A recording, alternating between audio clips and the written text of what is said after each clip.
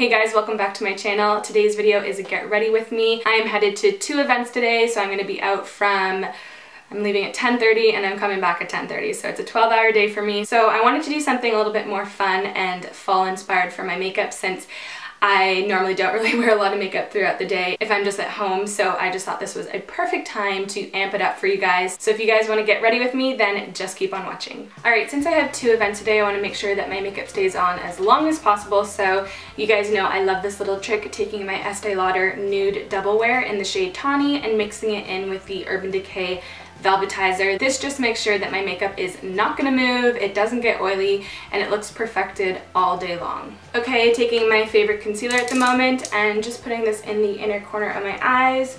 This look is really gonna be focusing on my eyes, like the eyeshadows that I'm gonna be using. I'm gonna do more of a fall look. I feel like I haven't done a dramatic eyeshadow look in a good while, so I thought these events would be a good excuse to do it, slash I'm just too lazy on an everyday basis to do extravagant makeup, so I'm really excited to try out. I was sent this new palette from Pixi. It's the collaboration with It's Judy Time, and the colors are perfect for fall, so we are going to create a look using that today. It is honestly like pitch black out and it's 9:30 in the morning. It is raining cats and dogs, and I did a little bit of a fake tan. I did my hair, and it could not be a more miserable day. Like, it is awful out. But anyways, we're gonna go into bronzer to make it look like I've been in the sun, and I'm using my Chanel Universal Tan. I love this stuff. We're probably gonna use a powder bronzer on top just to lock it in throughout the day, but I love this stuff. It just melts into the base beautifully, and it just gives a seamless what am I saying? It just looks seamless on the skin is what I was trying to say, but yeah, I just really love this stuff. And I don't know when I'm gonna ever run out. Like, am I even halfway?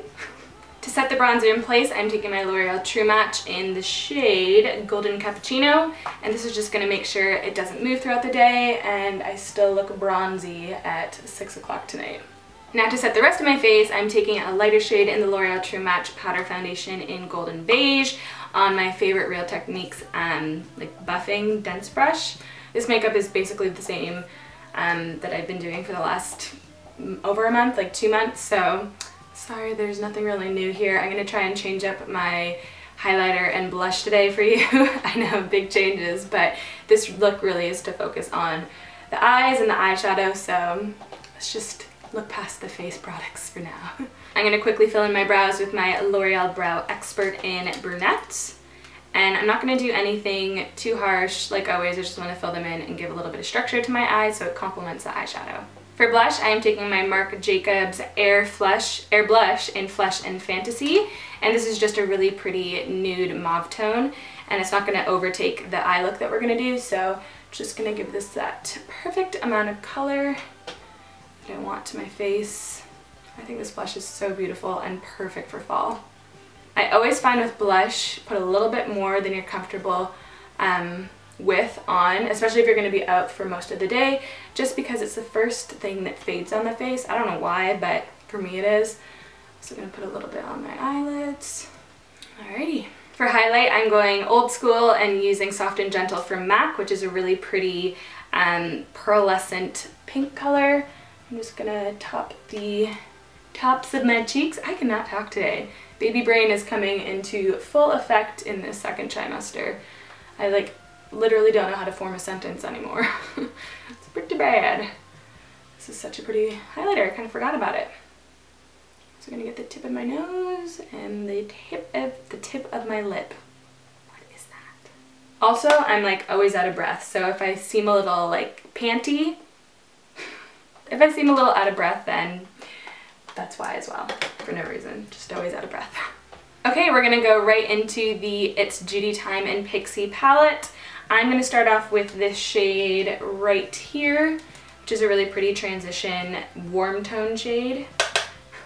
I have not used this palette before, so we're just gonna kind of make it up as we go. I'm not gonna go like too out of my comfort zone just because I have to wear this all day, but definitely want it to pop. Probably should have put a eyeshadow primer on, but we forgot. we've already committed to this, so I'm just gonna move forward. These shadows are like super buttery. Like even when I swipe my brush around in the pan, it just kind of looks like butter, which is really nice. They're easy to blend out too. Now going in with this more burnt terracotta shade, I'm going to use the same brush, but we're going to really keep it on the outer corner on my lash line, moving up into my crease. This shade is really pretty. It's a really pretty fall shade as well. Anything that has like warmth and that rusty kind of terracotta shade, I think is like perfect for fall. Just taking a new clean blending brush and just softening out the edges a little bit.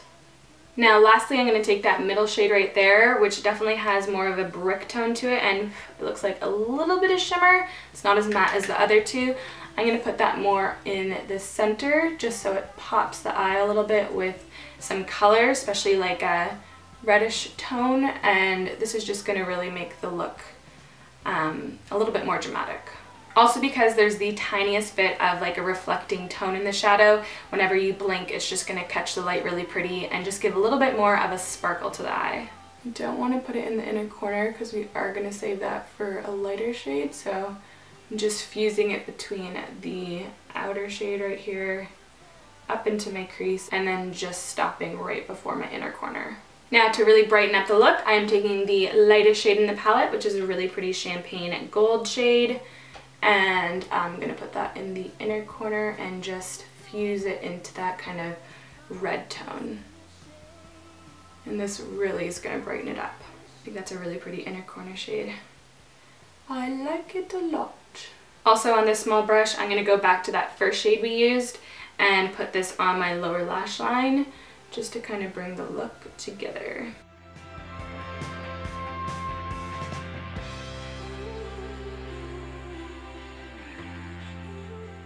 Then going into that second shade and just deepening it up just a little bit more.